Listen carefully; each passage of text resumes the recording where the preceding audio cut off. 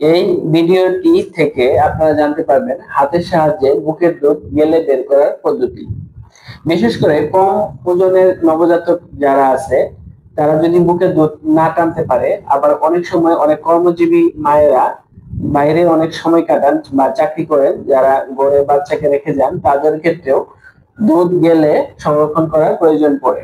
তো ওই ক্ষেত্রে হাতের সাহায্যে বুকের দুধ গেলে বের করার পদ্ধতি জানাটা খুবই জরুরি। কিভাবে হাতের সাহায্যে বুকের দুধ গেলে বের করবেন?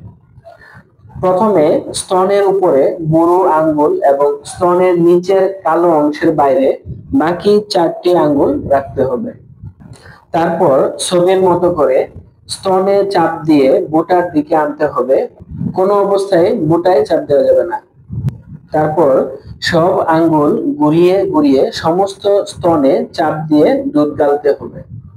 বের করা দুধ কাপে বা চামচে করে খাওয়াতে হবে। মনে রাখবেন, কখনোই হাতের সাহায্যে বুকের দুধ জ্বালানোর পর সেটি ফিডারে খাওয়ানো যাবে না। দুধ অবশ্যই স্টিলের গ্লাসে বা স্টিলের পাত্রে সংরক্ষণ করতে হবে, এবং এই দুধ কখনোই ফ্রিজে রাখা যাবে না বা এই দুধ গরম করা যাবে না।